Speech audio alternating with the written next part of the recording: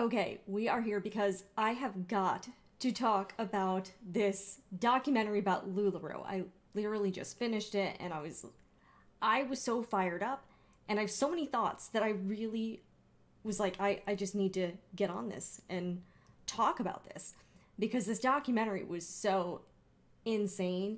And I also think a lot of it applies to us in the sewing and crafting community. So I really just wanted to take some time and just kind of unload all of my thoughts. Like, there's just so much to unpack. If you are a former LuLaRoe retailer or employee and you're here, drop a comment in the chat. I'd love to hear from you just what your own experiences are. If you don't know who I am, I'm Jennifer and I'm here with the Sewing Report. Normally I do sewing videos, but occasionally if there's like something crazy going on, I will kind of take a little bit of a detour and talk about whatever it is going on. And I know it's been a hot second since I've done anything live, so my makeup looks really wrecked. I was doing something else earlier today, and I was like, you know what, let's do it. I just finished this, and I was just, as I was watching the documentary, I just kept getting like more and more angry, I guess, and I just really wanted to just share some thoughts. So if you are not aware, Amazon Prime Video just put out this documentary. I'm sure they probably like bought it from this company. And the same people who did this LuLaRoe documentary called LuLaRich. And it's kind of all about the financial dealings of the company, the culture, which was really bizarre. And, just kind of the rise. And I remember the heyday of LuLaRoe. It was so big and it was everywhere. You just couldn't get away from it. So Amazon Prime got this documentary. And the same people who did the LuLaRich documentary also produced the Firefest documentary, not the Netflix one. They did the Hulu one. Everybody knows the Netflix one because it had that infamous like water moment. Just saying that. But I really did enjoy those series because it really kind of takes you inside what's going on with all of these kind of like watershed moments in history. So that's always been pretty interesting. So let me see if I can pull up this documentary. I watched it like last night and today, and I was like, this is so crazy. So let me just pull it up real quick. All right, let me share my screen. Okay. So if you have Amazon Prime Video, you can watch it for free. And it's a series of 4 episodes, about 45 minutes each. And it's, again, I don't think there's going to be season 2, just season 1. And it's all about, so it's a 4-part docu-series that chronicles the unraveling of LuLaRoe. Pun intended, I guess, because they were known for clothing. It says, known for their buttery soft leggings, the infamous multi-level marketing company went viral, promising young mothers a work-from-home salvation. LuLaRoe's eccentric founders recruited an astonishing army of independent retailers to peddle its increasingly bizarre and defective clothing products until it all went wrong. That about sums it up. I feel like everyone's talking about this, and I saw it and I was like, this is so crazy. And I saw an interview the other day with 2 of the people in the documentary. They were just kind of describing everything. And it was just, it was so interesting. I feel like this is 2021's Tiger King. You know, like, what was it? 2019, we had the Firefest stuff. 2020, we had Tiger King. Now we've got LuLaRich. So, here are my thoughts on the documentary. So, the documentary is like a vignette series of interviews with different people from different points of view who were involved in the company in some way. Whether it be, they had interviews with the founders, Mark and Deanne Stidham. And the interesting thing about this couple, they're the ones who founded the company, is they seemed like, to me, so like nonchalant about what was going on. Like, oh, everything's still cool, even though we've got over 50 lawsuits or whatever. They had employees who were at the home office. They had family members. So they have a huge family. I believe they're Mormons.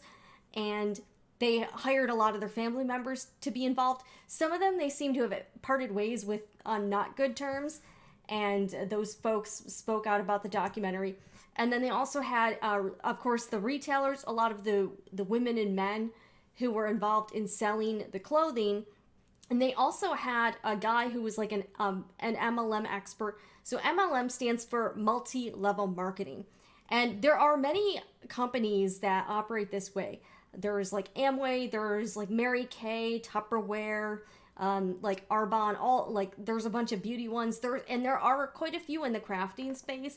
I don't think I know of any directly involved with sewing, but there are a few with like stamps, like Stampin' Up! And Creative Memories. I remember Creative Memories being kind of thing when I was younger.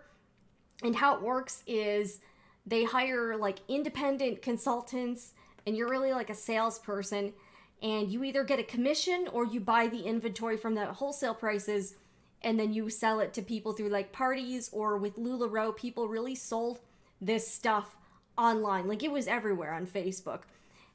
But here's the thing, the real money from this business model comes not from selling the physical products, but from recruiting people to also sell these products. So the higher up, so a lot of people think that this is more of a pyramid scheme, but like what makes it technically legal is the fact that they're selling a product. If they weren't selling a product and it was just based on recruiting people, of course, it would definitely be a full on out pyramid scheme.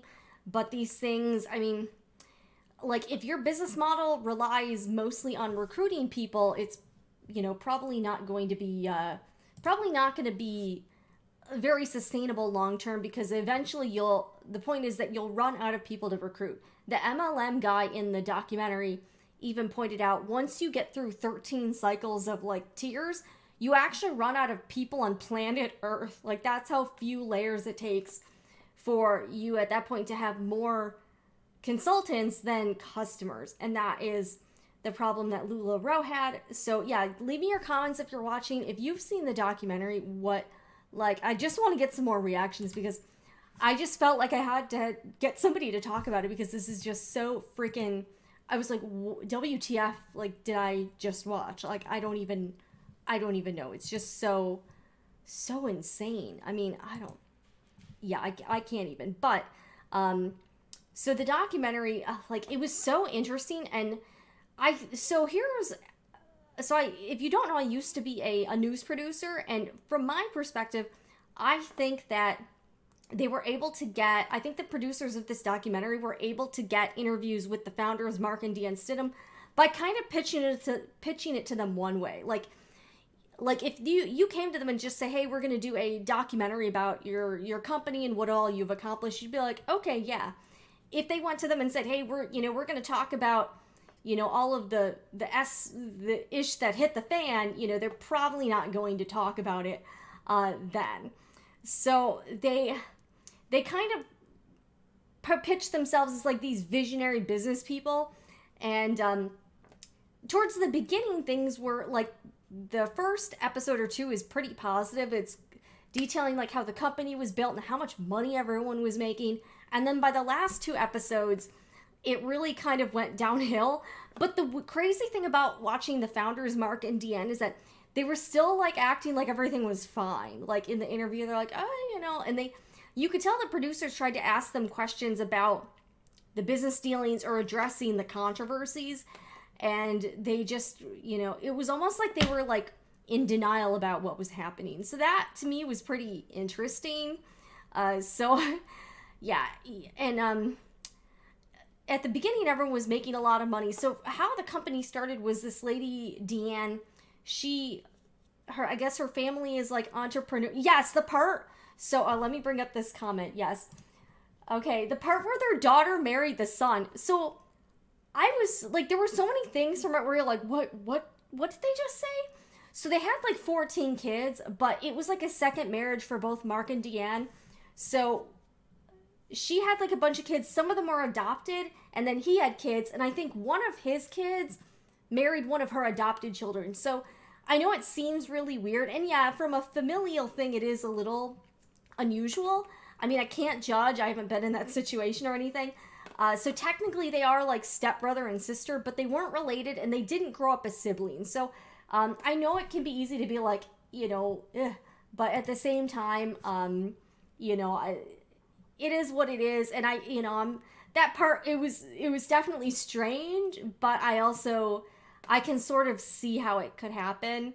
I guess. So she started off selling, she used to sew. So that's kind of why I thought maybe it would fit into this channel, but also because I just think I'm seeing a lot of this type of culture spilling into our space, and that's what I really wanted to get in a little bit later. So she started off making these maxi skirts, like she started for her daughter. They are kind of cute. Maybe I'll try to do a DIY, trying to make the LuLaRoe maxi skirt without the copyright stuff. And she started selling them, and then other people started selling them for her, and that's kind of how the whole business model started. So this kind of the company started in like 2012. So they made the maxi skirts. They were also really known for their butter leggings, and they were known for having like exclusive limited prints. So part of the frenzy with LuLaRoe was that you kind of had like a FOMO thing going on, because if you didn't get it right then, you don't know if you could get those particular prints. Now, in full disclosure, I actually do know someone who used to sell LuLaRoe. And I remember a lot of people I knew were getting into it. I actually never bought any LuLaRoe pieces, and I will talk about why, but this person I know, they're a smart individual. They're educated, and, they're, like, it's not even someone that's very gullible, and they ended up selling LuLaRoe. They got out of it, and I'll kind of talk about that more. So the reason why I never really got into LuLaRoe, I'm not really into that whole, like, I guess, community of moms. I don't have any kids, so like I'm not like meeting other moms at school or anything, or women in those situations, because I'm not in those situations.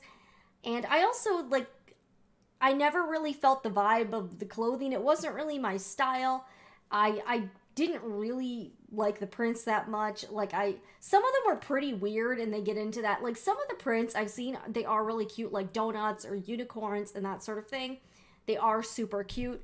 But then other ones, I'm like, yeah, I don't know about that. Or like, some of the clothing, like, I would say from my perspective, like 10% was cute, and the other 90% was like kind of fugly, and it's not something I would ever wear.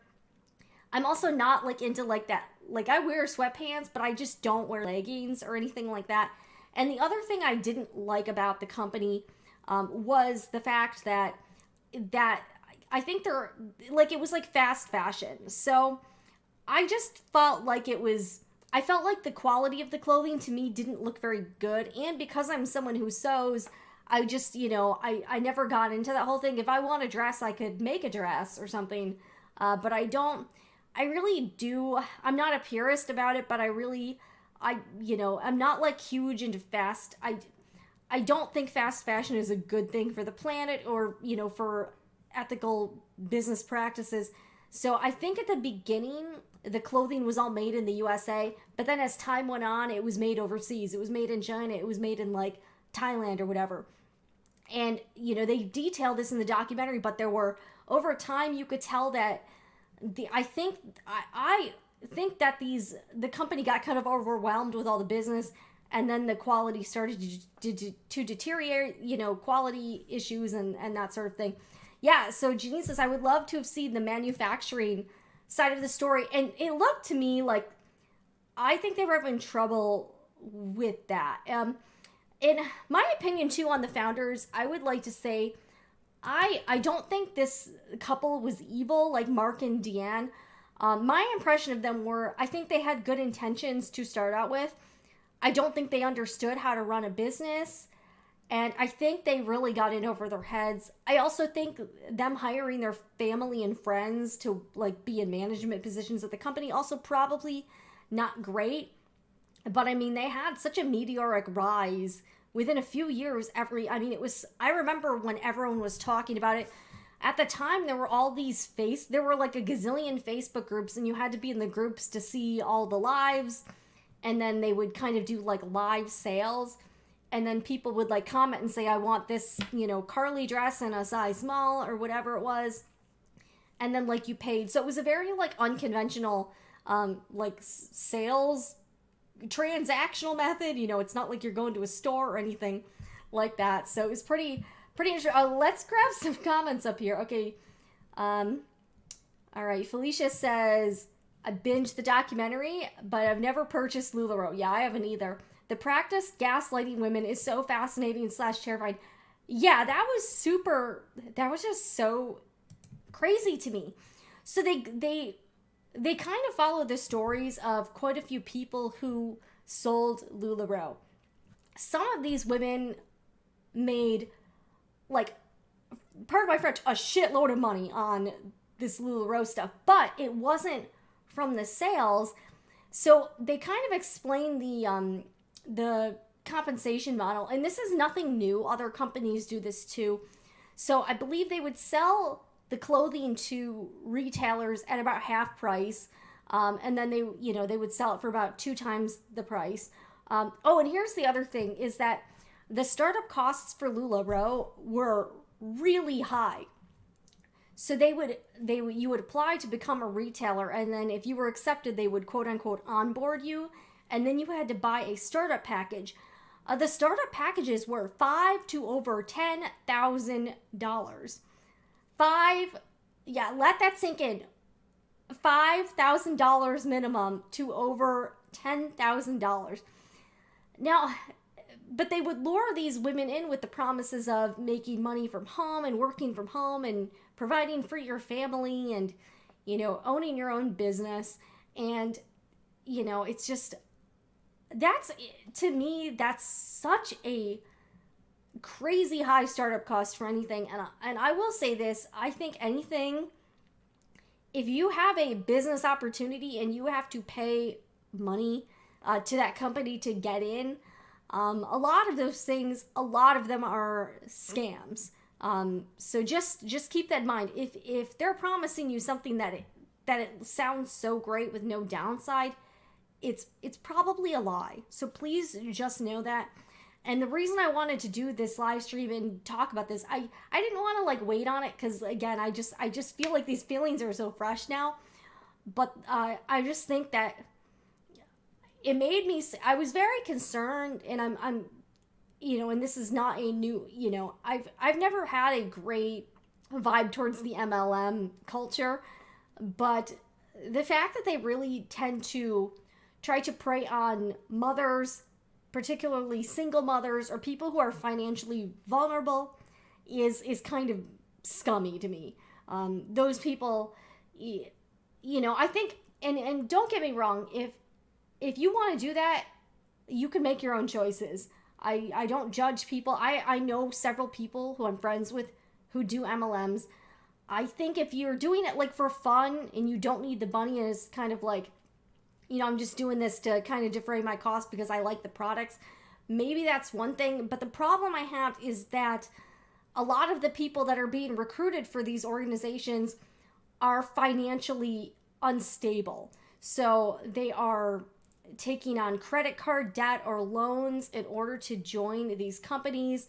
They're not making the money that was promised to them, and some of them end up going in the hole, or you kind of end up breaking. I think with a lot of things, maybe you end up breaking even on them and not actually making real money.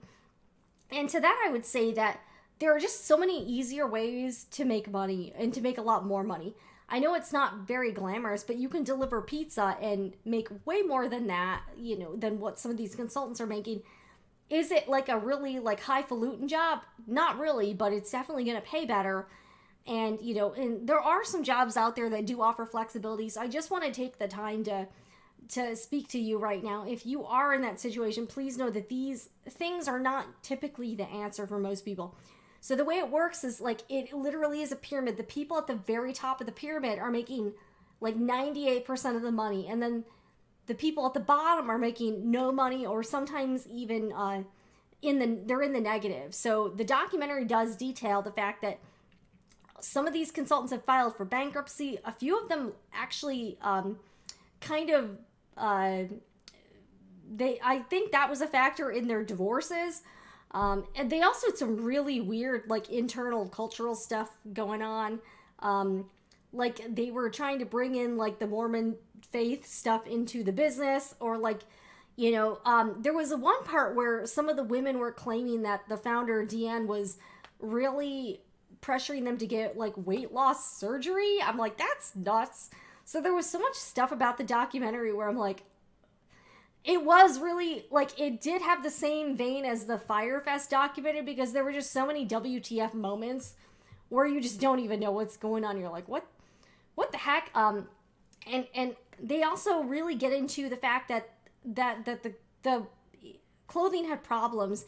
So this one lady said that when she would get her inventory, she would come in, the box, like, the clothing would be wet or smell like totally rancid, or it would have like whole, like, and I remember years ago seeing this channel, Glitter and Lasers, did like one of the funniest but most scathing reviews.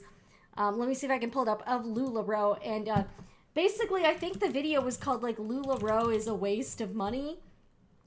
And she really wanted to like the brand, but she's like, I just, she's like, I just, can't. So let me pull this up. Yeah, so here it is. LuLaRoe is a waste of money. Definitely watch it. It was pretty, it's a pretty entertaining, if anything, it's a pretty entertaining video, but she really points out, well, a lot of the problems with LuLaRoe clothing. So yeah, I was never into it. But again, I did know someone who sold it. They got pretty into it for a while, and they were doing like pop-ups and all this other stuff. I never bought anything from her, again, because I just didn't really I didn't really jive with the product. Again, I think people can make their own choices. But I asked her, so I messaged her today and I was like, did you see the documentary? And she's like, oh yeah, I binged it. So I said, I kind of was like, how do you, feel about it? And she kind of agreed. She felt like the owners had like, okay, like they didn't have bad intentions, but they just didn't really know what they were doing.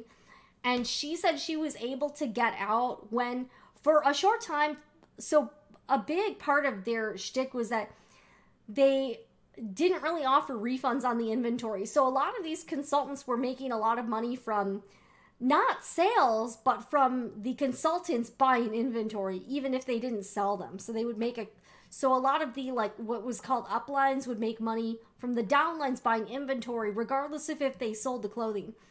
And the company made it notoriously difficult to return the clothing and get a refund. So say you invest $10,000 in inventory, you don't sell it, you're out. So a lot of people started complaining about that. And for a while, they did do a 100% refund policy for the retailers. And a lot of people left the company, but they were also able to attract a lot of other new people, because I guess those people felt it was like less risky. So the person I know who sold it got out at that point and was able to get a 100% refund, which is great for that person. But I know a lot of other people didn't get the refund. And then shortly after they announced that, they actually kind of went back on that. And then they went back to making it notoriously difficult to get refunds on anything. So that's where a lot of the lawsuits start to come in, because people, that kind of is a deceptive business practice. If you're luring someone into a business with one premise, and then you're kind of yanking it out from,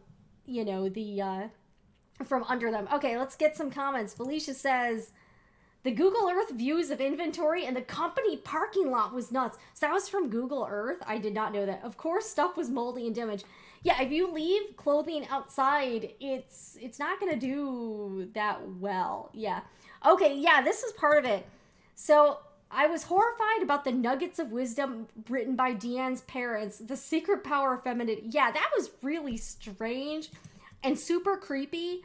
Also, I don't know about you guys, but I found all of the family members interviewed to be sketchy AF. Like, the guy who did the events, like, he was kind of weird, and I guess he ended up getting, his name was like Sam, he ended up getting like fired or something. But the crazy thing is, so yeah, they hired like all their family members to be management, which is probably not a good thing to do for business reasons. And the one guy was running events. So he kind of taught, and apparently I think he's on the outs with Deanne. So it's Deanne's nephew. And I think he's on the outs with her. So he was talking about how they had like no budget for the event. So he would rent out stadiums. He hired Mario Lopez, Katy Perry, and Kelly Clarkson to perform at the events and do stuff. And they just had like an unlimited, so the events were like really like over the top and ostentatious. And So, and the other interesting thing is that, so the state of Washington ended up suing LuLaRoe for their business practices. So they have all of this footage of depositions with company members. So they have all of these, and what a deposition is, if you're like involved in a lawsuit, like lawyers get to question you, but it's on camera. And many times, because it is in the court system, I believe journalists or people can FOIA, which is like Freedom of Information Act, and they can request copies of the documents if it's like public record. So I don't know if that's how they got the deposition tapes, but the deposition tapes were pretty like nuts too. So you kind of flip-flop with Mark and Deanne. Like in the interview, they're all like happy and trying to make it like it's great, but then in the depositions, like it's definitely a different story. Okay, Miss Maddie's here. She says, I have so many opinions on this company, but in particular the fashion side. All right, so yeah, let me know what your opinions are, and if you've seen the documentary, what you think. I just am so floored by what I just watched that I just, I just had to come on. I'm like, I got to do this. So, and I told my friend who used to sell LuLaRoe, and they were like, yeah. Because a lot of people were duped by this company. Oh, and we have to talk about this one former retailer. So there's a woman in the documentary named Ashley, like Lautaha, I think. And she was retailer number 3. So she really got in on the ground floor and was like literally there at the very beginning. So at one point she had 5,000 people underneath her. And so part of the compensation, so of course they would get money if they sold the inventory, but they would get what's called bonus checks if they recruited people, and then they would get bonus checks when that person purchased inventory. So it was not based on actual sales, it was based on them purchasing like that $5,000 startup package. I'll say I found Ashley pretty shifty. So when I was talking to my friend who sold LuLaRoe, she's like, yeah, Ashley was like a legend within LuLaRoe. But I found Ashley to be pretty like squirrely about questions. I think she wanted to try, I felt like she wanted to kind of keep her mouth shut because she had made so much money off the backs of these other people. And I think she knows she really benefited from this system and this like business structure that was at the detriment of other people.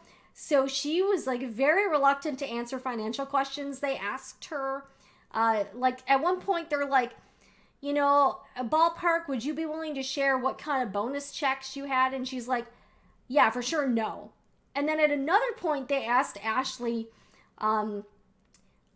they asked her, because part of what they determined if it was a pyramid scheme was if people made more money from recruiting people than from selling clothing.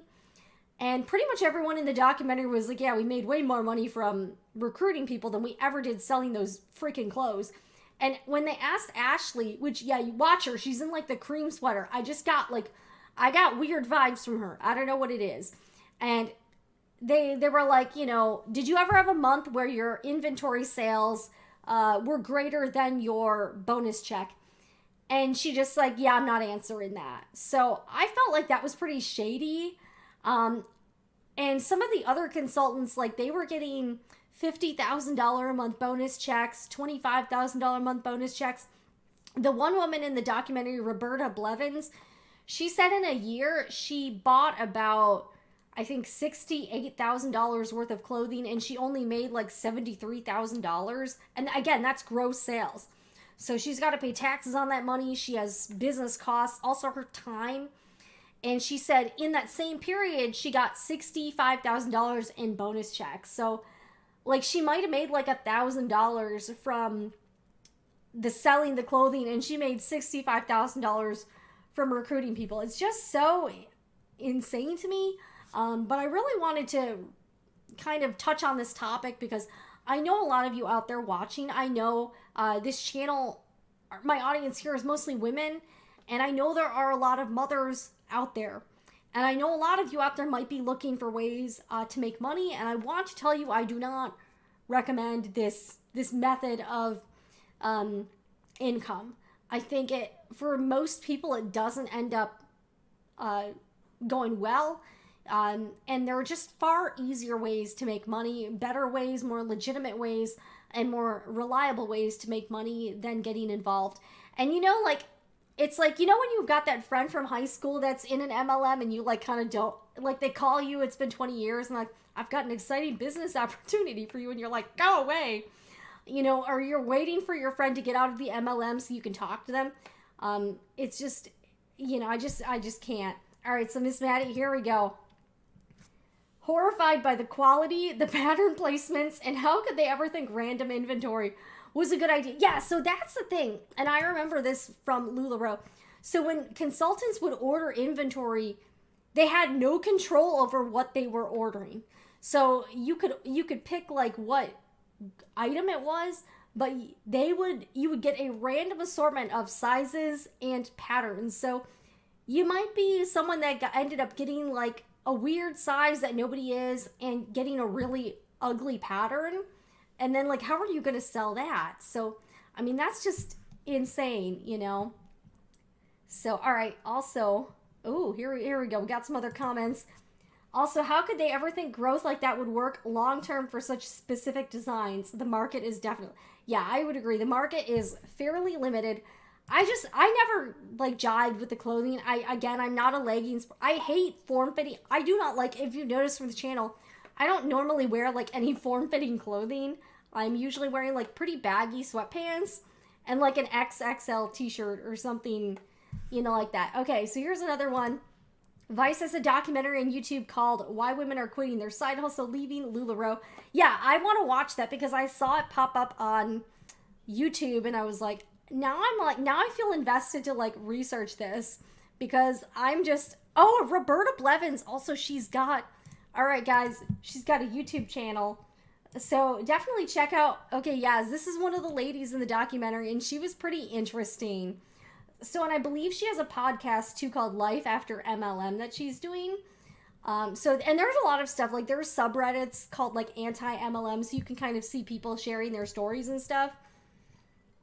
But definitely be wary of anything that sounds too good to be true or where you have to pay to join, something like that. And there are so many of those. I've seen quite a few videos about MLMs and just how they work. So, okay, so let's also look at this because I want to pull this up. So I found some documents, guys.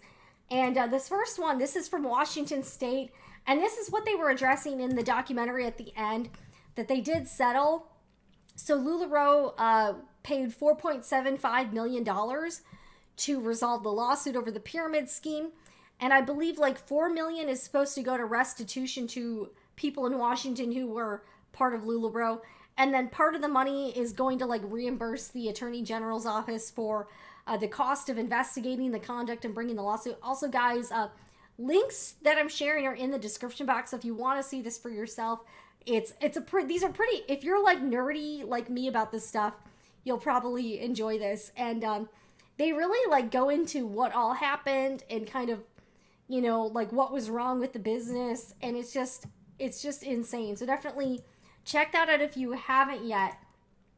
And I'm just floored. I'm like, what did I just watch? This is just so nuts. So the other thing I want to bring you guys to is now LuLaRoe has to post an income disclosure statement on the website somehow. And I was wondering, is LuLaRoe still around? And they are.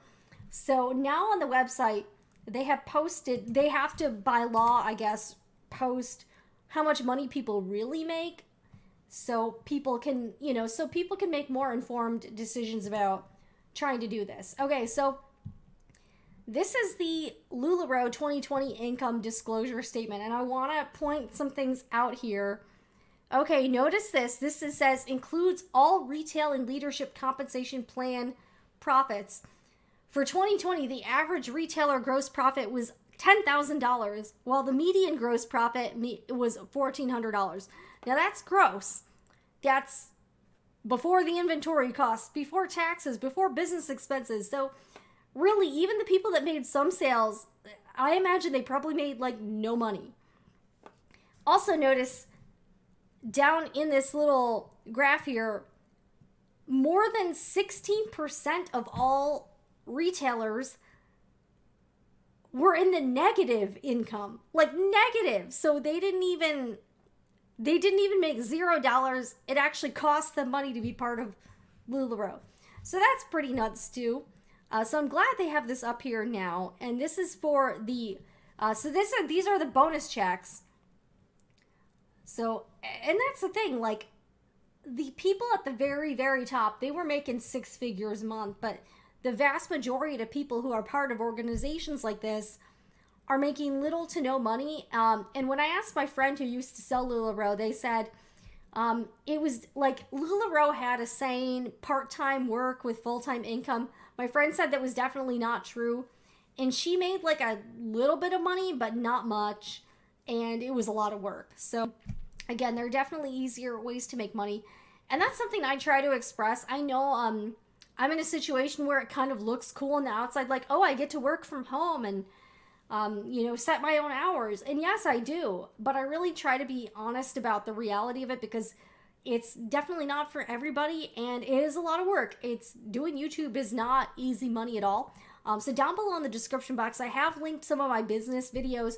So if you kind of want to see my thoughts about other things like Etsy or doing a YouTube channel, feel free to check those out because I really try to be very upfront and not give you an unrealistic picture of what this is actually like. Oh my gosh. Yeah, this is just nuts. Retail profit disclosure. Yeah, like these people, like look how few people are making over $20,000 a year. This is like, so basically very few people are making a full-time income from this. And they also do detail the startup costs. And that's the funny thing is I remember seeing all of those YouTube videos a few years ago where LuLaRoe consultants would share like their setup, like here's how I set up my room and here's how I do my shipping. It was such a big thing back then. And then it like went away. Like I think the first like downfall they had was like the quality issues and then they had the lawsuits. So LuLaRoe is not really, like they don't really seem to be very active anymore. The company, again, still somehow exists. I have seen some information out there that they've drastically lowered the startup costs. So instead of it being like $5,000, it's now like $500. And I think obviously it's because they want people to come in because nobody's interested anymore.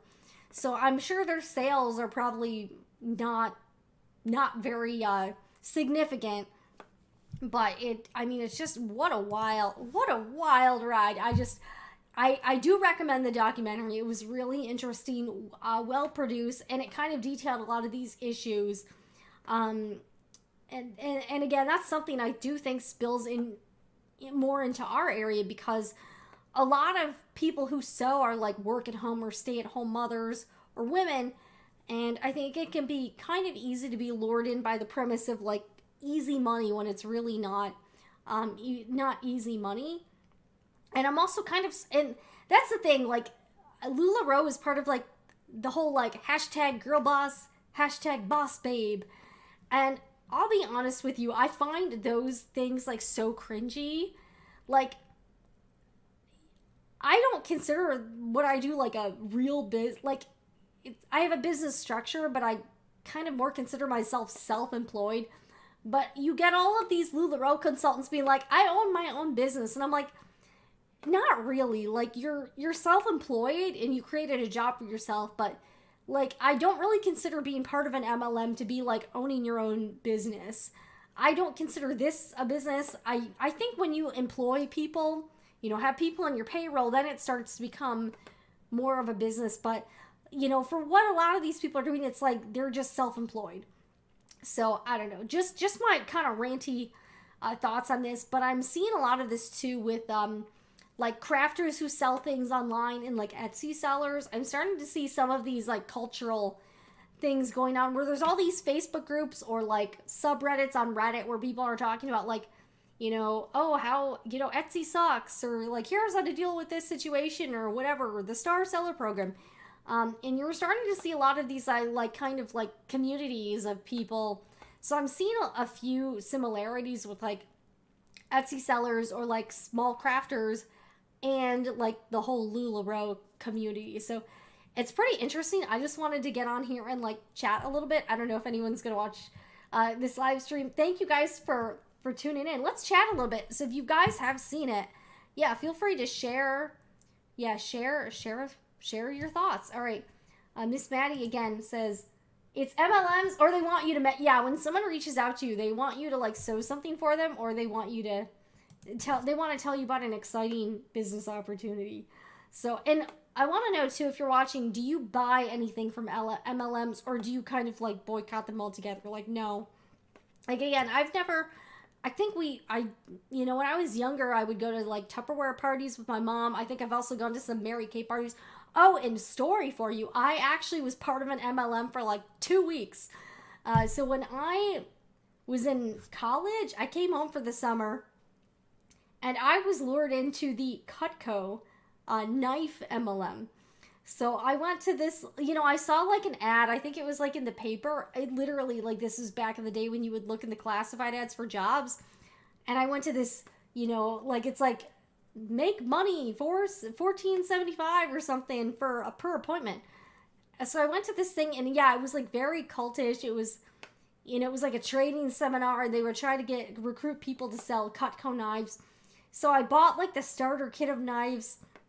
I think it was like $300 or something. And I sold the knives for like 2 weeks, and then I was like, yeah, no. So I also was I fell for it too. Again, I was about 19. I think I was like 19 at the time. And I just didn't know any better. And I think there's a lot of people out there that just don't know any better, or, or just kind of are desperate. So yeah, so I sold Cutco knives. I will say though, the quality of the knives were actually pretty good, and my mom still has them. So I gave the set to my mom when I stopped doing it. But what I really hated about it is that they ask you to hit up your friends and family, and I just hate doing that. So that's what they always do, is they're like, look at everyone in your phone, and, reach out to all of the people in your circles. And now with Facebook, it's easier than ever, so people are going to message you about that stuff.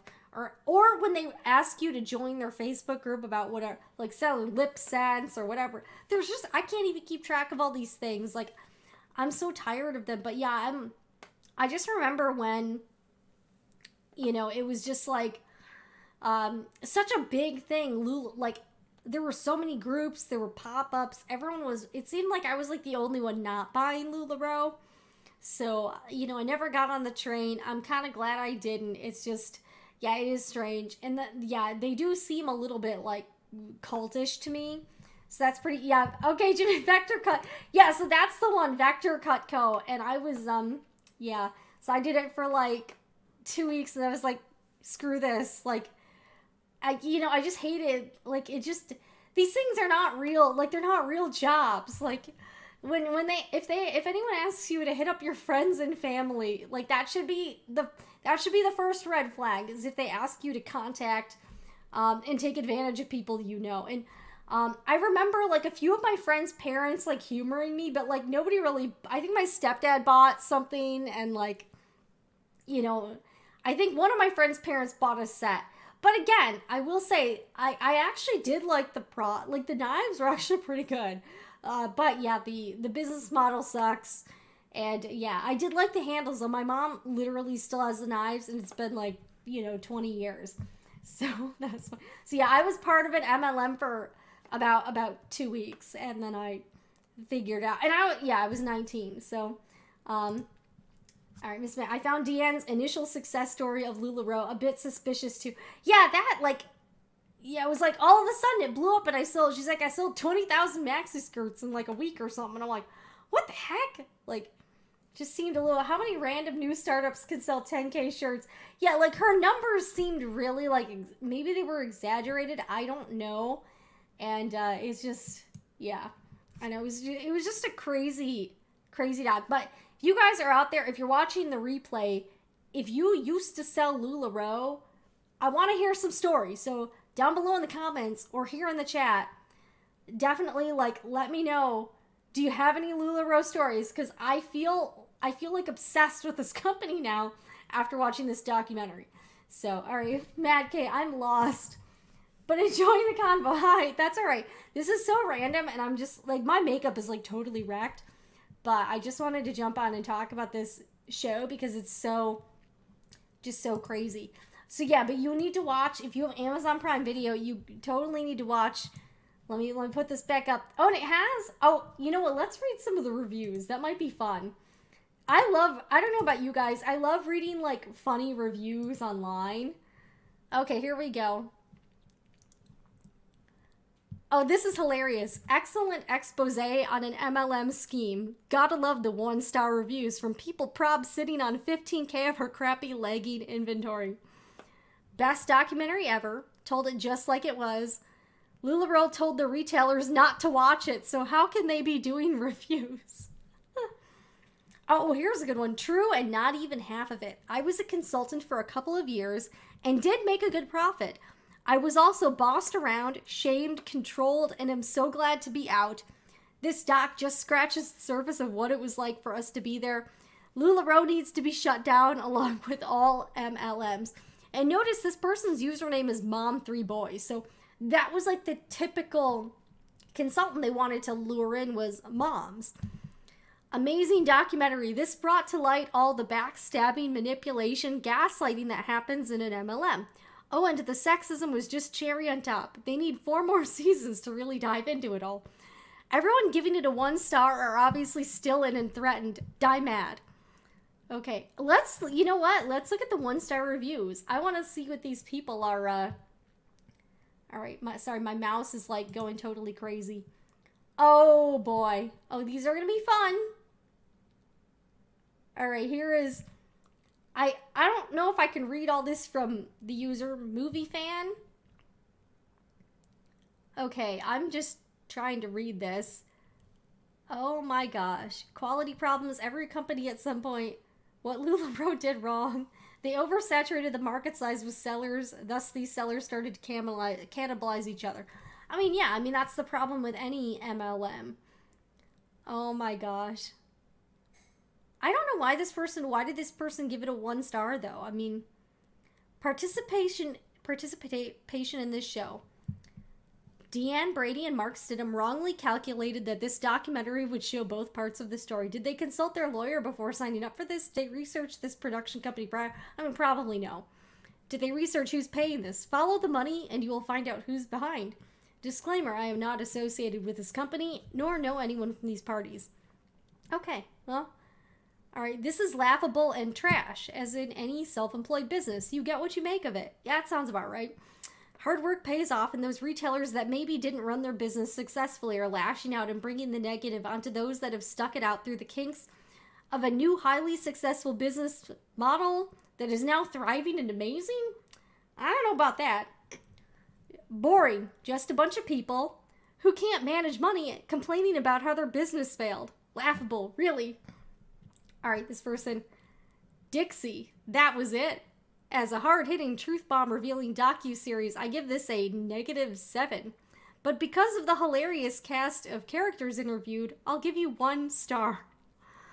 Okay, yeah, so there was one journalist in the story that she seemed to have like an axe to grind with the company for some reason.